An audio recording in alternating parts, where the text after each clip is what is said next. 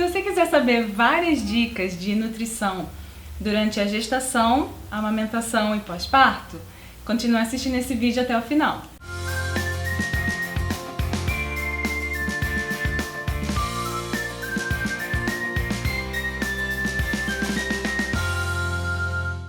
Olá, eu sou a Belinha do blog Dicas da Japa e hoje o vídeo vai ser um pouquinho diferente. Eu tô aqui com uma amiga, ela é Karen Romano, nutricionista, e eu fiz uma enquete lá no Instagram, também mandei por e-mail, né, perguntando para as seguidoras e tal, as dúvidas, né, que elas tinham, assim, durante a gravidez, amamentação e pós-parto. Aí levantei algumas perguntas, né, aí trouxe pra Karen poder falar, né, dar dicas, assim, nesse momento que é tão delicado, né, pra mulher e tal. Aí a gente vai fazer aqui, responder nessas perguntas. A gente separou aqui em perguntas durante a gestação, amamentação e pós-parto. Então, vamos lá. Quer se apresentar, falar um pouquinho? Meu nome é Karen, sou nutricionista. E a gente vai estar respondendo essas perguntas sobre gravidez e qualquer dúvida vocês também podem mandar pra gente, que a gente tenta depois responder com calma. Isso, deixa lá nos comentários. Aí também na descrição do vídeo eu vou deixar os contatos dela e tal, as redes sociais, aí fica mais fácil para entrar em contato com ela. Sim. A primeira pergunta é: quais alimentos são os ricos em nutrientes para o bebê? Muito boa essa pergunta, mas assim, na verdade não existe um alimento específico que seja o nutriente-chave para o bebê. O mais importante na dieta é a gente estar conciliando uma alimentação balanceada para a mãe, no caso, uma alimentação rica em cereais, leguminosas, em carnes, em frutas e verduras. Aí, para quem não sabe o que é leguminosas são os feijões, são os grãos de bico, lentilha, e os cereais, o arroz, a aveia, o trigo integral de preferência também. A gente está consumindo bastante alimento integral. Né? É muito bom para a nutrição tanto do bebê quanto da mãe, que também a gente às vezes negligencia um pouco a mãe, né? Então, em prol do bebê, e a gente fala, é só o bebê. Não, então a gente tem que também nutrir bem a mãe para ter um bebê bem nutrido. Né? Então esses são os alimentos essenciais para ter uma dieta adequada. E também tem outros nutrientes que são encontrados nesses alimentos que eu citei.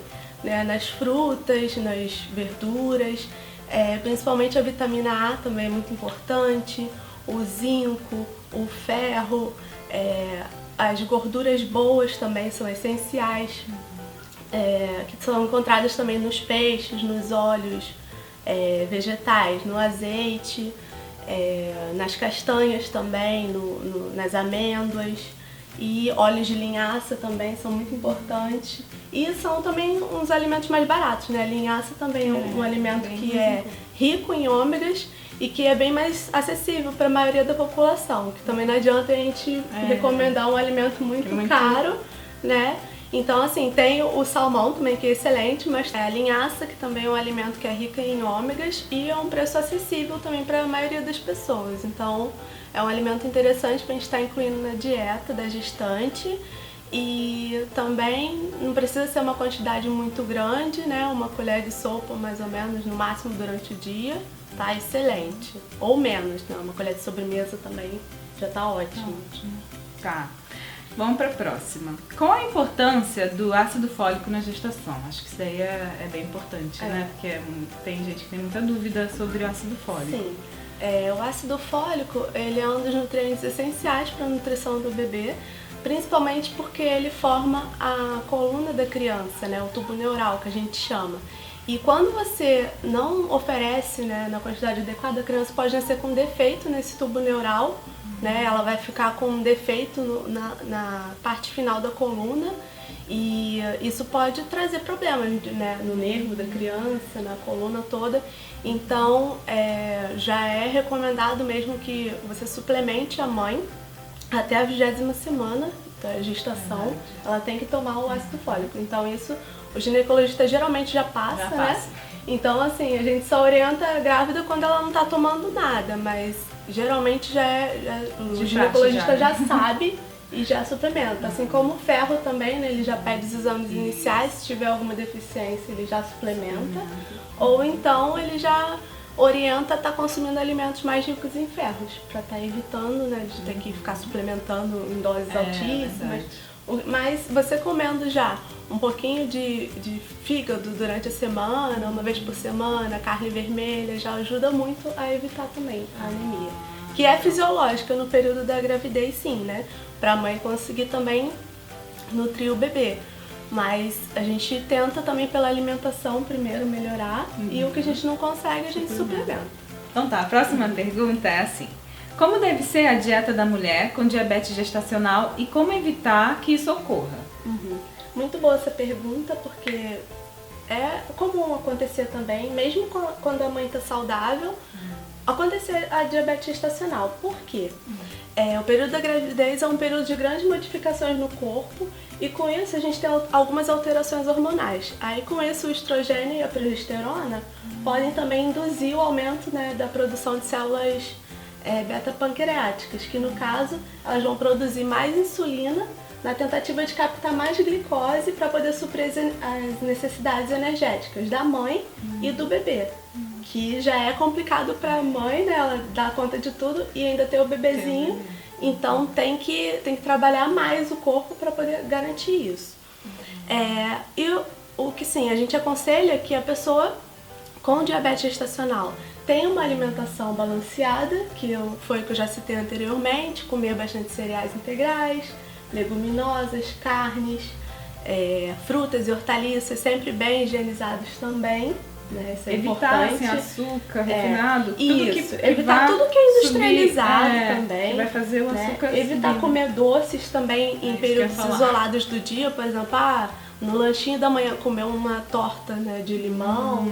Isso é muito ruim. Se você tiver com muita vontade de comer um doce, comer o doce em quantidade moderada, né, pouca, bem, né? E também de preferência depois do almoço, por exemplo, porque ali você já consumiu, né, um pouquinho de vegetal, um pouquinho de arroz, um pouquinho de feijão, de carne, então já vai demorar um pouquinho a subir mais, né, essa glicemia no seu sangue. Então a gente pode estar usando isso como estratégia também. Então evitar na parte da manhã e também à noite, né? Isso. Onde você já vai dormir. De preferência na hora do almoço, isso, né? E evitar estar consumindo também antes de dormir.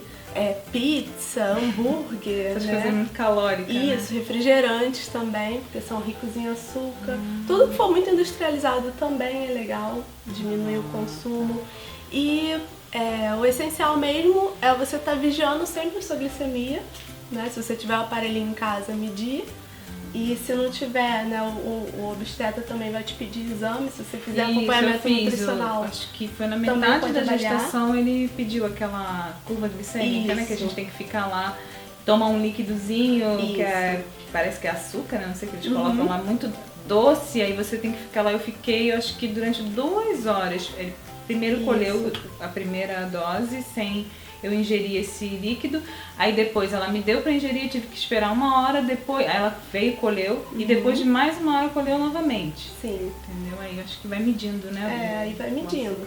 Então tomar esses cuidados mesmo, se você tiver, né, com a diabetes gestacional, tem que sim ter orientação médica, tem que estar ali vigiando mesmo, para não evoluir para um problema maior para o bebê e para a mãe também, né?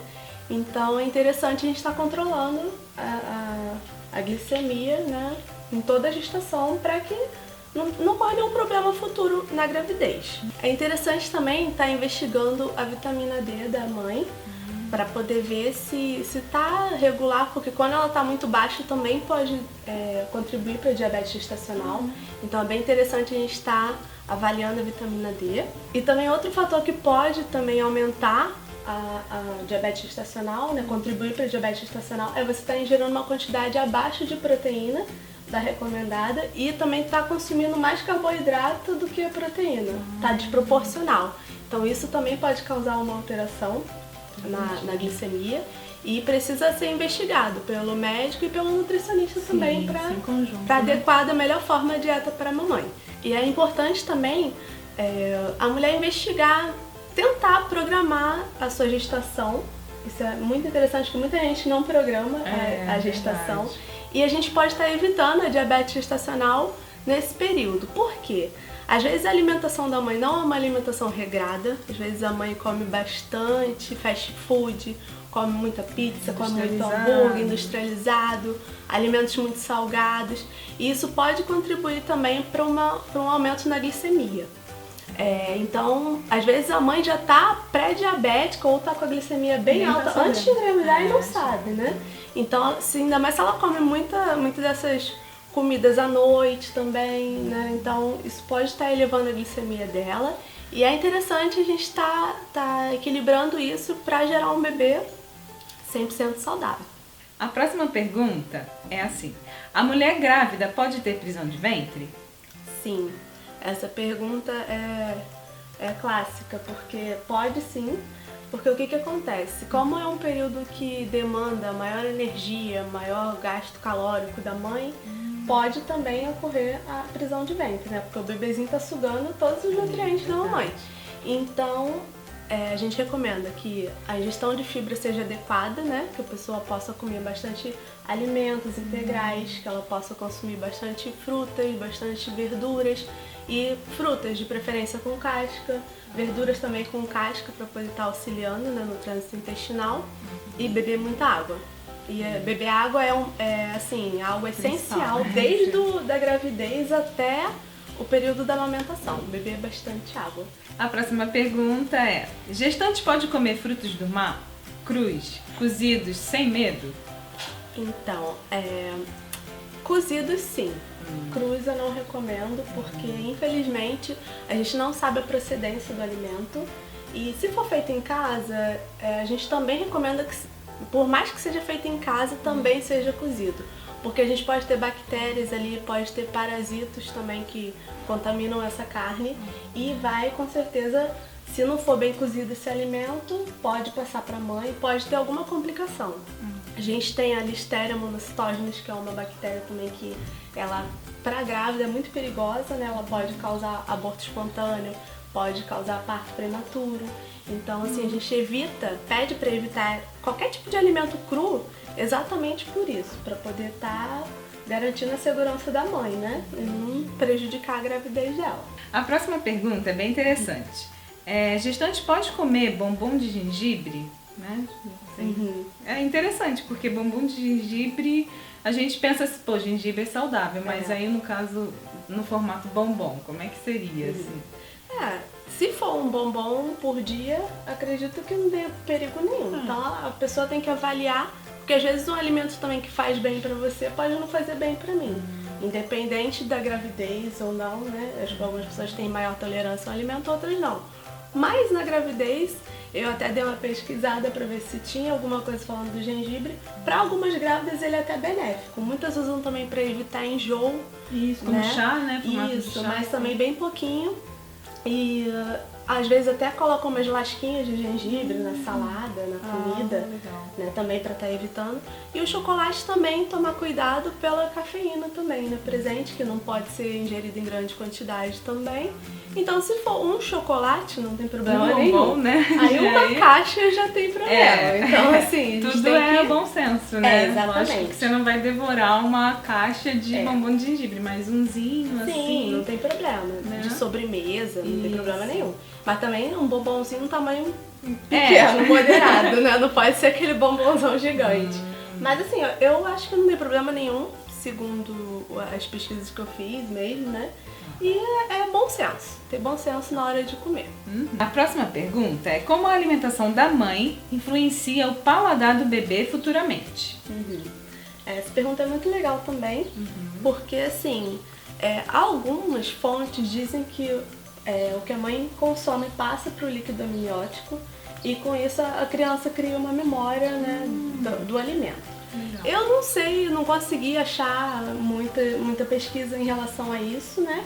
Mas a gente sabe que o bom senso é sempre o melhor caminho. Então, ter essa alimentação baseada em vegetais, frutas, em cereais, em grãos e carnes também são essenciais para poder nutrir bem o bebê.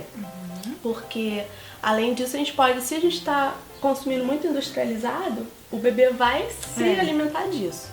Então isso pode gerar um colesterol alto para a mãe, pode ser a diabetes gestacional de novo. Então isso vai interferir na saúde do bebê, sim. Então quanto mais saudável for a alimentação da mãe, melhor vai ser para o bebê. E em relação à formação do paladar da criança, a gente consegue ter um controle maior, um desenvolvimento melhor no período mesmo da introdução alimentar, que é a partir do 6º mês, né? A mãe tem que ir introduzindo aos poucos cada grupo de alimentos para a criança e tem que insistir nessa fase, porque é uma fase ruim mesmo, a criança demora de 10 a 12 vezes para aceitar bem o alimento, para ela começar a aceitar, então muitos pais desistem. Então, assim, não é porque ele rejeitou uma vez que você não vai insistir uma segunda vez. Até porque, assim, você imagina, a criança, ela tomou leite por 6 meses. Aí introduz uma coisa você que ela dá uma nunca... coisa diferente pra ela, ela não vai aceitar. Algumas aceitam bem, mas assim, algumas têm uma resistência, fazem uma caretinha.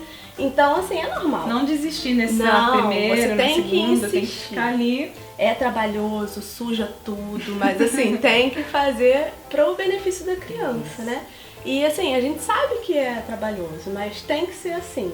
E com isso, conforme você vai introduzindo um alimento diferente para a criança, ela vai se acostumando e a partir disso ela vai gostando ou vai rejeitando, mas ela tem que insistir. Tem que insistir mesmo. E também outro fator que é interessante é que assim, a criança, o ser humano em geral, né, ele tem mais, vamos dizer assim, mais aderência ao sabor doce e o salgado. Né? E ele tende a rejeitar mais o azedo e o amargo. Então é importante você estar introduzindo os alimentos azedos e amargos também nesse período para a criança ter uma memória do paladar maior. Então é bem interessante você também estar fazendo isso, introduzindo esses alimentos, umas frutas mais ácidas, né, de acordo lá com o que for receitado pelo nutricionista, pelo pediatra. Então, com relação a isso, você vai aos pouquinhos oferecendo mesmo até a criança ir se acostumando. Aí a próxima pergunta é: como perder todo o peso que adquirimos durante a gestação? Isso eu quero saber também. É uma pergunta que todo mundo quer saber, né? Vamos lá. Isso primeiro vai depender de quanto peso você ganhou durante a gestação. Porque se você ganhou 30 quilos ou mais, vai ser mais complicado de você perder. Por isso que a gente fala que é essencial você fazer um acompanhamento nutricional desde o começo. Pra você ganhar muito, controlar isso, né? Engordar na faixa de peso mesmo ideal pro seu estado nutricional, né? E tá evitando problemas de saúde futuros. E também, na hora de perder o peso, ser mais fácil pra você, né? Então a gente recomenda que essa perda de peso seja gradual, você não perca aquele peso de uma hora para outra, né? Não faça dietas milagrosas também. Quando a mãe perde muito peso rápido, então ela acaba ficando mais flácida. Então isso, principalmente para quem já tem entre 30 e 35 anos, isso já é mais complicado, porque você vai perdendo a elasticidade da pele, então isso vai ficar, você vai emagrecer, mas você vai ficar com uma pele esquisita, né? Então o ideal é que seja gradual esse emagrecimento e que você também possa, assim, fazer uma reeducação alimentar, sempre tentar melhorar a qualidade da sua dieta e se você puder associar com a atividade física o mais rápido possível, melhor. Porque infelizmente tem que tocar nessa feridinha sim, tem que fazer exercício para poder ajudar, porque depois dos 30 fica muito difícil também, o nosso metabolismo vai desacelerando, então a gente precisa de um estímulo também na atividade física para até emagrecer mais rápido. Não combina, né? Alimentação saudável mais atividade física para poder... É a melhor maneira de você conseguir emagrecer, né? Saudável. Sem métodos esquisitos, sem chás milagrosos, sem nada, né? Tá. E agora uma pergunta minha. Quais são aqueles alimentos que a grávida não pode consumir de jeito nenhum? Por algum motivo, assim, fazer mal? Não sei, aqueles alimentos que a gente não pode mesmo, são proibidos, assim. Sim, tem alguns alimentos que são proibidos. Como eu já mencionei, a gente está evitando alimentos crus em geral, qualquer tipo de alimento cru, né? Por exemplo, alimentos cárneos, leites também, queijos artesanais, que muitas vezes eles fazem sem pasteurizar o leite, então isso é perigoso para a mãe, porque pode ter alguma bactéria ali que seja perigosa para a mãe e para o bebê, então a gente tem que evitar. Leites, carnes, ovos, molhos feitos... Molho caseiro, né? Que agora tem muito hambúrguer artesanal que usa também. Faz muita maionese caseira com ovo sem ser pasteurizado. Ovo também pode ter salmonela, que também é perigoso. pode dar diarreia, pode dar vômito, então vocês têm que tomar cuidado, né? Alguns tipos de chás também, né? Hibisco, tá evitando espinheira santa também, né? Que são chás bem fortes, dente de leão, tá evitando esses tipos de chás também. Só fazendo uma ressalva que o ovo é o ovo cru que a gente fala, né? Tá. Então tá evitando aquele ovo com a gema mole, aquele ovo que a receita vai totalmente cru. O por ovo exemplo, cozido mesmo, frito, isso, tranquilo, pode, né? mas Pode. com a gema bem durinha, Bem durinho, não cozida. pode estar com aquele aspecto meio ainda cru, Evitar né? também sobremesas que tenham sido feitas com clara em neve, porque é o ovo cru, né? Muitas dessas sobremesas não vão ao fogo, então fica ali, pode ter alguma bactéria e geralmente às vezes fica em temperatura ambiente, em restaurante, né? Pode estar com a refrigeração maluca. Então é interessante a gente estar controlando isso. Em casa também ter esses cuidados com a higiene dos alimentos, evitar estar consumindo frutas sem higienizar, verduras sem higienizar, porque às vezes em casa a gente fala que tô em casa, né? Então, mas assim, sempre tentar botar um pouquinho de cloro, né? Uma colher de cloro para cada 1 litro de água e higienizar também. Isso que eu ia perguntar, como é que seria esse... só fazer essa isso higiene, mesmo. Só isso mesmo. Isso, né? e deixar por Lava 15 bem. minutos e depois lavar bem em lava água bem. corrente. Tá. E já tá pronto, pode que consumir vegetais, hortaliças, tudo. O café também tá tomando cuidado com a quantidade, que geralmente precisa ser no máximo 2 xícaras pequenas de café por dia. E tem muita gente que toma muito Mais, café. né? Todo momento Isso pode ali um também estar cafezinho. contribuindo para dar contrações no feto, então a gente pede para não consumir em excesso. E também refrigerantes, chás pretos, escuros também, a gente pede para limitar o consumo. Né? E principalmente se for chá preto industrializado, que também é cheio de açúcar. E tá evitando também esses alimentos industrializados, muito hambúrguer, muita pizza, muito doce também. Tentar sempre melhorar a alimentação, a qualidade da dieta.